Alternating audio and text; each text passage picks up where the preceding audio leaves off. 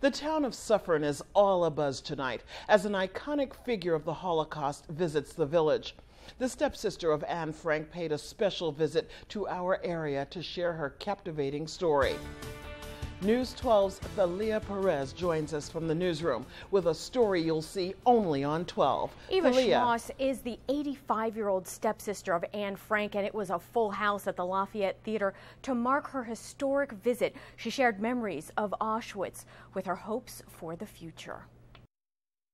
Unfortunately, the world hasn't learned enough.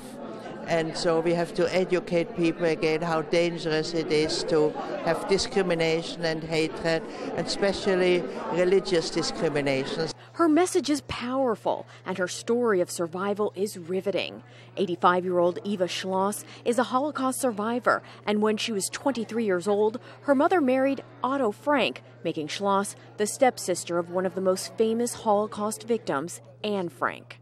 In many ways, Schloss's story of survival mirrors that of Anne Frank, who was her childhood playmate before both families went into hiding separately. In 1944, the Schlosses were betrayed by someone posing as part of the resistance. They were arrested and sent to the notorious Auschwitz camp in Poland, where Schloss's father and brother would die.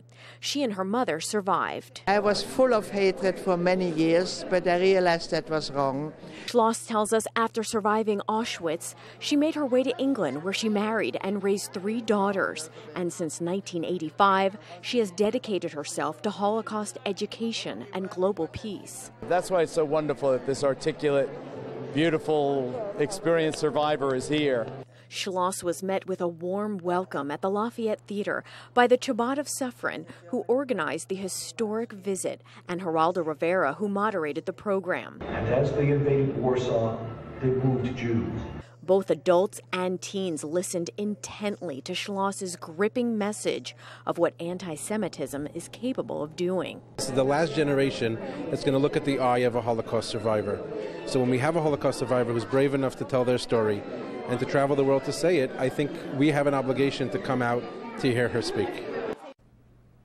Schloss has penned 2 books and a play about her life. Her next stop while in town will be the DoubleTree, Tarrytown, on Tuesday. Carol? All right, Thalia, thank you. Great report.